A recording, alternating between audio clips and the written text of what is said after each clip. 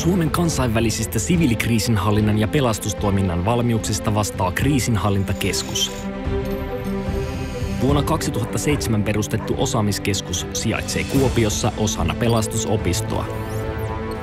10 toimintavuotensa aikana se on lähettänyt suomalaisasiantuntijoita 800 kansainväliseen tehtävään. Vuosina 2007–2016 Suomi lähetti 124 asiantuntijaa EU:n poliisioperaation Afganistaniin. Poliisioperaation tavoitteena oli Afganistanin oman poliisitoiminnan kehittäminen. Suomi on lähettänyt 2000-luvun aikana 166 asiantuntijaa EU:n, Etyjiin sekä YK:n siviilikriisinhallintatehtävään Kosovoon. Asiantuntijat ovat työllään auttaneet Kosovon oikeusvaltion rakentamista. Vuosina 2014–2015 Suomi lähetti 9 pelastusalan ammattilaista Sierra Leoneen tukemaan kansainvälistä Ebolan vastaista taistelua.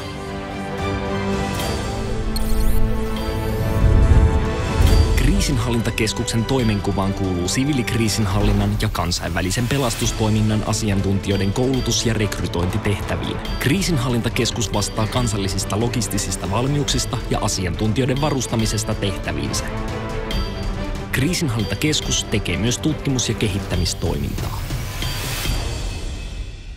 Siviilikriisinhallinta on vaikuttamista sodan, konfliktin, aseellisen väkivallan tilanteisiin, mielellään aina ennen konfliktia, rauhanvälityksen tai konfliktin ehkäisyn keinoilla, mutta erityisesti sitten konfliktin aikana sen päättämiseksi ja konfliktin jälkeen yhteiskunnan normaalin toiminnan tukemiseksi ja rauhan rakentamiseksi. Siviilikriisinhallinta voi olla yhteiskunnan turvallisuussektorin uudistamista, koskee poliisia, erilaisia muita turvallisuusviranomaisia. Käytännössä usein siviilikriisinhallinta on konfliktin jälkeistä toimintaa, kun ihan välitön aseellinen yhteenotto on päättynyt, mutta kun tarvitaan kehittää tiettyjä yhteiskunnan ydintoimintoja. Voidaan sanoa, että siviilikriisinhallinta on silta turvallisuustyön ja kehityksen välillä kestävän rauhan ja kestävän kehityksen saavuttamiseksi.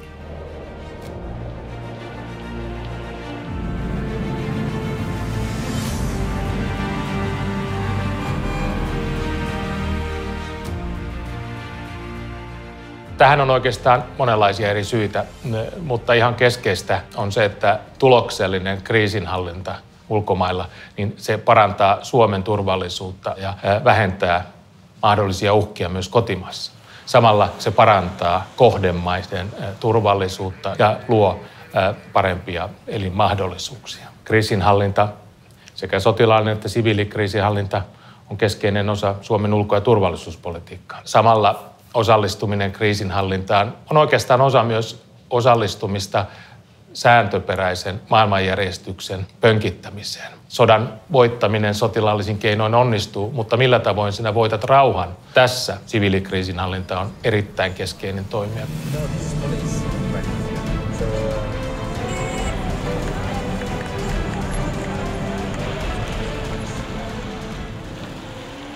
Suomalaisen siviilikriisinhallinnan tähtihetkiä on varmasti paljon. Joku voisi sanoa, että se on ollut aikamoista tähtisadetta, jolla Suomi on päässyt siviilikriisinhallinnassa näkymään ja esille, myöskin vaikuttamaan siinä. Jokainen heistä asiantuntijoista on yksilönä erityinen ammattilainen ja erityisasiantuntija.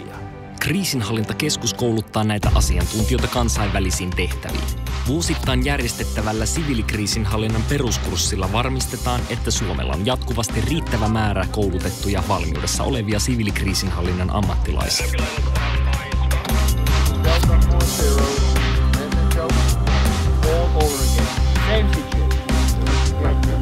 Peruskurssilla opetellaan siviilikriisinhallintaoperaatiossa tarvittavia tietoja ja taitoja sekä harjoitellaan usein vaarallisella konfliktialueella toimimista. Kurssilla toteutetaan suomalaista kokonaisvaltaisen kriisinhallinnan periaatetta järjestämällä siviilisotilasyhteistoimintaharjoitus. Peruskurssin lisäksi Kriisinhallintakeskus järjestää operaatioihin valmentavia koulutuksia tehtäviin valituille asiantuntijoille sekä lähettää heitä ulkomaille erikoiskoulutuksiin. Kriisinhallintakeskus on 10-vuotisen taipaleensa aikana myös itse kehittänyt ja järjestänyt useita erikoiskursseja. Tämä meidän EU-PST-kurssi on ollut aivan mahtava. Hyvin organisoitu, hyvät kouluttajat ja mietitty kyllä perinpohjin, että mitä tehdään ja mistä saa parhaiten hyötyä. Ja tämä monikansallisuus sitten erityisesti, että aivan ainutlaatuinen tilaisuus. Yksi selkeä Suomen kriisinhallinnan ja kriisinhallinta-ajattelun vahvuus on suomalainen käsitys kokonaisvaltaisuudesta. Kokonaisvaltaisella kriisinhallinnalla tarkoitetaan sitä, että siellä hauraissa tai hajonneissa sodan yhteiskunnissa oikeisiin ongelmiin käytetään oikeita työkaluja. Sotilaallista tehtävää varten tarvitaan sotilaallista kriisinhallintaa. Sotilaita takaamaan sitä tilannetta ja turvallisuutta, jotta muut kuin sotilaat pääsevät tekemään omaa työtään. Siviilikriisinhallinta tuo paikalle lainvalvonnan, oikeushallinnon, ihmis- ja perusoikeuksien, tasa-arvo- ja yhdenvertaisuuden, riippumattoman median, rikosseuraamuksen, tullin, rajaturvallisuuden ammattilaisia, jotka niissä ongelmissa tarvitaan työkaluja. Suomi lähettää tällä hetkellä vuosittain noin 120 asiantuntijaa maailmalle eri operaatioihin. Kriisinhallintakeskus on lähettänyt suomalaisia lähes 700 kansainväliseen siviilikriisinhallinnan tehtävään. Yhtäaikaisesti tehtävissä on ollut jopa 170 asiantuntijaa eri puolilla maailmaa. Meidän valintoihin vaikuttaa tai me ollaan sidottu siihen, mitä eri toimijat tekevät. Missä EUlla on operaatio, missä Etyjillä, missä YKlla on operaatio ja me menemme sitten osaksi niitä. Perinteisesti noin 20 vuoden ajan olemme osallistuneet keskeisesti ja suurella Euroopan unionin siviilikriisinhallintaan. Sen periaatteet on vaikuttanut oikeastaan aika paljon siihen, miten siviilikriisinhallinta järjestyy Suomessa. Mutta myös Suomi on kyennyt vaikuttamaan siihen, että millä tavoin EU kehittää siviilikriisinhallintaansa. Suomalaiset erottuu siviilikriisinhallintatehtävissä edukseen mun mielestä täällä erityisesti sen takia, että meillä on kaikilla hyvä koulutus. Meillä on kaikkien käytävä tämä peruskurssi ja se auttaa kyllä todella hyvin ennen siviilikriisinhallintatehtäviin tulemista. Perinteisesti siviilikriisinhallinnassa on painottunut nimenomaan poliisioikeus, rajasektorit. Mutta kyllä Suomella on ollut tarjota erityisiä kykyjä nyt esimerkiksi tasa-arvokysymyksissä, rauhan välityksessä. Olisi hienoa, jos meillä jatkossa voitaisiin kehittää meidän omia kykyjämme kansainväliseen siviilikriisinhallintaan. Meillä on 120 tähteä maailmalla ja yksi sellainen selkeä saavutus, jolla me varmasti voimme sanoa, että olemme paljon parempia kuin muut, on se, että 40% suomalaisista asiantuntijoista on naisia. Euroopan unioni on pystynyt vain puoleen tästä tavoitteesta ja me pistämme vieläkin paremmaksi. Kriisinhallintakeskus tekee myös tutkimus- ja kehitystoimintaa, jonka tarkoituksena on parantaa sen valmiuksia koulutus- ja rekrytointitehtävissä sekä tuottaa alaan liittyvää tutkimustietoa kotimaiselle ja kansainväliselle yleisölle.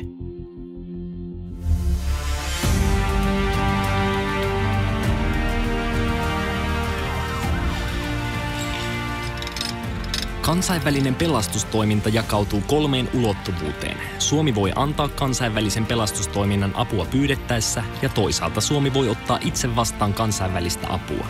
Lisäksi kansainvälinen pelastustoiminta kohottaa myös kotimaista pelastustoimen valmiutta. Käytännössä apu on tietysti riippuu aina siitä, mitä on pyydetty. Mutta meillä on järjestetty apu sillä tavalla, että periaatteessa se on useimmiten jonkinlainen kansainvälinen muodostelma. Se voi olla tällainen rauniopelastusmoduuli tai sitten se voi olla yksittäisiä asiantuntijoita. Mutta se voi olla myös materiaaliapua. Avunpyyntö tulee tavallisimmin joko YK:n kautta tai sitten useimmiten EU:n mekanismin kautta. Eli siinä on tämä poliittinen moraalinen velvollisuus. Kaikissa maissa oletetaan, että on jonkinlainen mahdollisuus antaa apua. Se on myös hyvin tärkeää meidän oman osaamisen kannalta, koska koulutuksessa ja varsinkin niillä keikoilla opitaan valtavasti sellaisia taitoja, joita ei tule pelastusopiston pelastajakoulutuksessa automaattisesti. Suomi voi lähettää kansainvälistä pelastusapua muun muassa YK:n, EU:n ja IHP:n eli kansainvälisen humanitaarisen kumppanuustoiminnan kautta. IHP-toiminnassa on Suomen lisäksi mukana 7 muuta Euroopan valtiota. Tämä IHP on ollut se, jota on kaikkein varmimmin päästy ulkomaille auttamaan, antamaan apua. Varsinainen herättäjä oli Armenian maanjäristys vuonna 1988, jolloin havaittiin, että kaikki paikalle tulleet avun muodostelmat ja muut niin toimivat koordinoimatta ja siitä tulee melkein toinen avustettava porukka, kun tulee sieltä sun täältä eri tavalla koulutettua apua. Jonka jälkeen tämä alkoi vähitellen sekä ensin YK-piirissä ja sen jälkeen sitten myöhemmin EU:ssa kehittyä järjestelmälliseksi ja suunnitelmalliseksi ja koordinoiduksi avunantojärjestelmäksi. EU-maat ovat päättäneet auttaa ja tukea toisiaan sekä muuta maailmaa katastrofitilanteissa, joissa oman maan resurssit eivät riitä. Avunantoa varten on perustettu EU:n pelastuspalvelumekanismi, jonka vapaaehtoisiin pelastusjoukkoihin eli voluntaripooliin Suomi kuuluu. Voluntaripoolissa oleminen tarkoittaa sitä, että Suomi on sitoutunut lähettämään nämä, jos sellainen pyyntö tulee. Suomella on ollut voluntaripoolissa keskiraskas rauniopelastusmuodostelma, niin kutsuttu MUSAR, ja sen kylmiin olosuhteisiin erikoistunut versio, eli tämän Suomen Cold Conditions MUSAR. Samoin meillä on tekninen tukitiimi TAST. Kyllä meidän ehdoton vahvuus on tämä kylmäosaaminen. Se on ainoa selkeästi kylmäpelastamiseen keskittynyt muodostelma. Esimerkiksi tämmöinen niin kuin leirin varustaminen, niin meiltä saattaa lähteä tämmöinen ICT-asiantuntija mukaan tai joku muu asiantuntija. ICT-asiantuntijan tehtäviin kuuluu oikeastaan kaikkiin rauniopelastusmuodostelmaan tai tastimuodostelmaan kuuluminen osana ja ICT-ympäristön ylläpito ja me lähdetään myös yksin reissuun tarvittaessa. Rauniopelastusmuodostelman ryhmänjohtajan tehtäviin kuuluu oikeastaan vastata siitä omasta ryhmästään, joka koostuu 6, 7 tai 8 henkilöstä ja siihen ryhmään kuuluu tietty määrä pelastajia, joilla jokaisella on oma erikoisalue, esimerkiksi köysipelastus. Sitten siihen ryhmään kuuluu myös lääkintähenkilö, medikki ja koirakko, eli koiraohjaaja ja etsintäkoira. Koiraryhmä on tärkeä osa pelastusmuodostelmaa, eli koulutamme koiria etsimään eläviä ihmisiä rauniosta. Hyvä henki ehdottomasti on muodostelma yksi tärkeimpiä tekijöitä, miksi se on minusta hyvin mielekästä tekemisen tahtoja.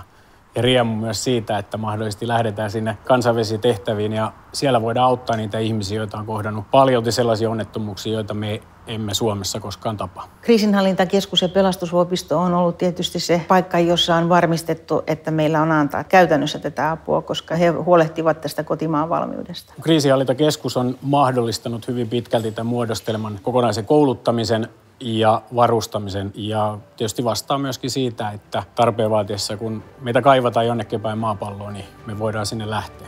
Kyllähän se edelleen vaikuttavin on nämä ensimmäiset kokemukset, eli siellä Turkin järjestysalueella, kun Fidesz kuin kuunteluryhmä paikallisti paikallisen loukkuun sortuman alle jääneen ihmisen ja kaivamisen jälkeen elävänä pelastettiin, niin kyllähän nämä ensimmäiset muistot aina niin kuin ikuisesti säilyy.